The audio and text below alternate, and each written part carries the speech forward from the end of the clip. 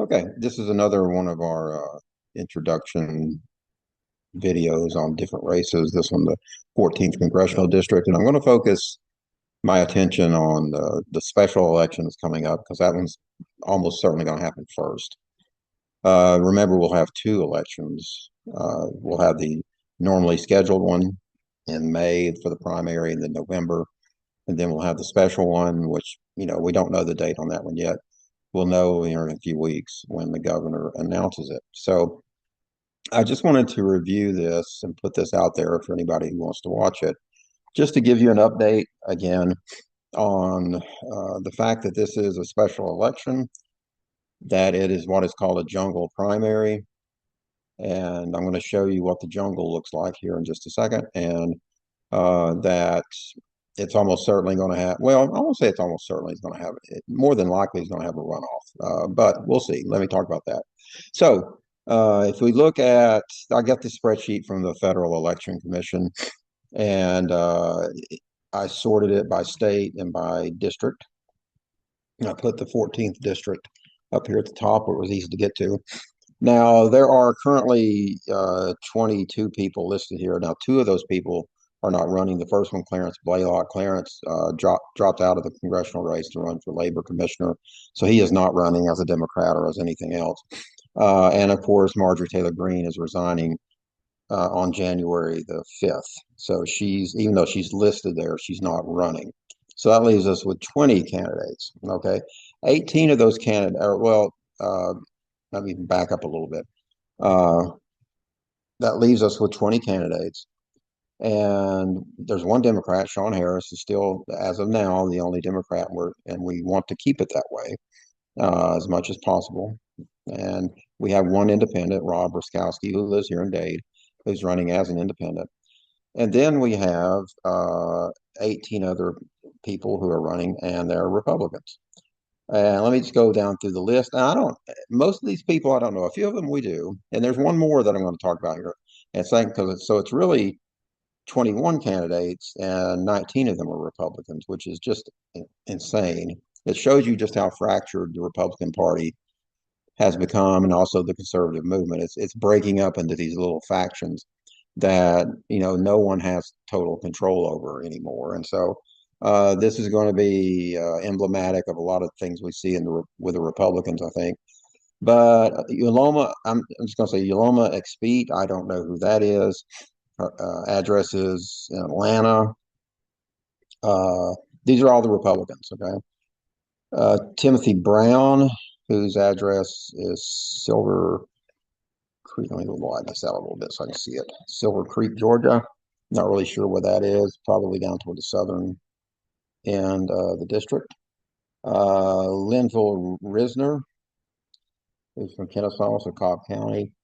Michael Corbin, who is from Peachtree Corner, so I'm assuming that's Cobb or perhaps Paulding County.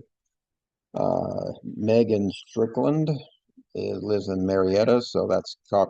And there's a couple of these. There's at least two or three candidates who don't even live in the district. That's not, you can do that when you run for Congress, but so there are a couple of those. James Brown, who is from Catoosa County. There's Sean, of course. Reagan Box, that one's a new one to me. Cedartown, so that's a Polk County address. Again, no, I'm sorry, Rome. That's Rome, so Floyd County there. And of course, Colton Moore, who is our state senator, who lives here in Dade County, is running. Uh, Another Dade County is running here in a minute, and I'll talk about him. Jacqueline Wilmer, this is one of those that's run. She lives in Augusta. Now, why she wants to move all the way across the state or pretend to, I don't know.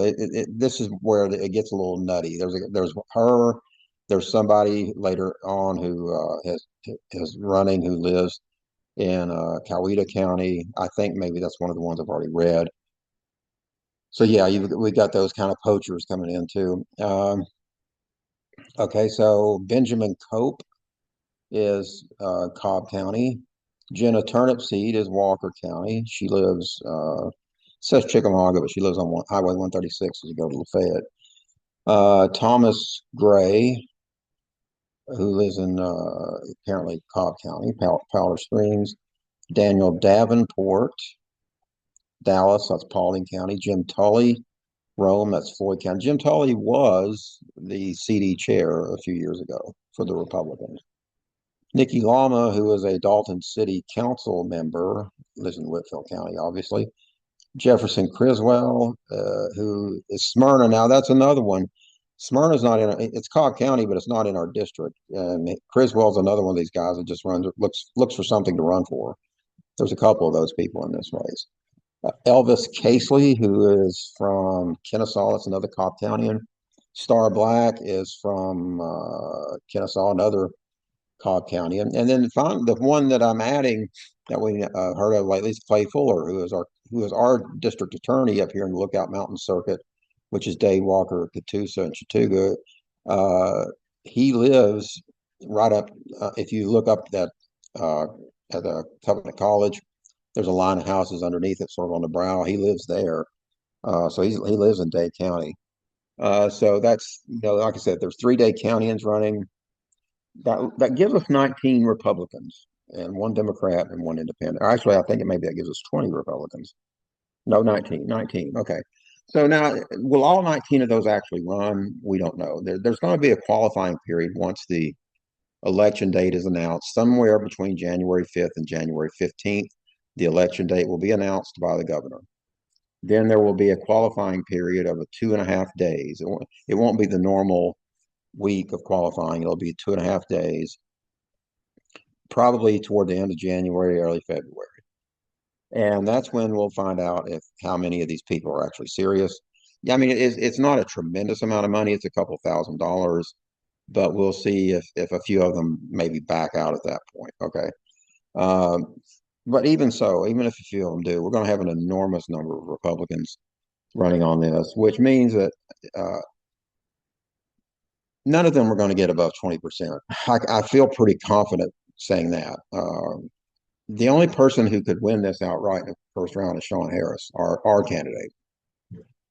He's the only one that could come even close to doing that. And if we have a good turnout, as we've been seeing in these special elections, where overall turnout's going to be down, the turnout for this race will be something like, I don't know, roughly 60% of what we might expect in a normally scheduled congressional election. So turnout will be lower.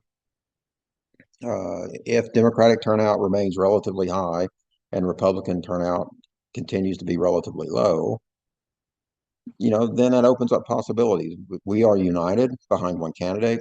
They are hopelessly fractured. So the fight on the Republican side is going to be who gets in the runoff. If there is a runoff, it's going to be Sean versus the Republican who gets the most votes. I mean, it would be great if, say, Rob Ruskowski, who was a local guy who's running as an independent, if he got the second most votes, that'd be awesome. But running as an independent is hard. It's a little easier to do it in a special election. He doesn't have to go through and get all the petitions and all that stuff. So there's that. But the battle on the Republican side with all of these candidates is simply going to be who can get around 15 to 20% of the vote. And if there's a runoff, get in it. Our job as Democrats is to essentially maximize our turnout and get Sean over the finish line, either first round or second round. So that's pretty much what's going on there. That's an update.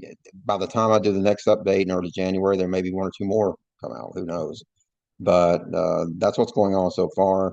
We don't know the date yet, but it's coming up soon. So keep an eye and ear out, and I'll have more of these coming as we find out more.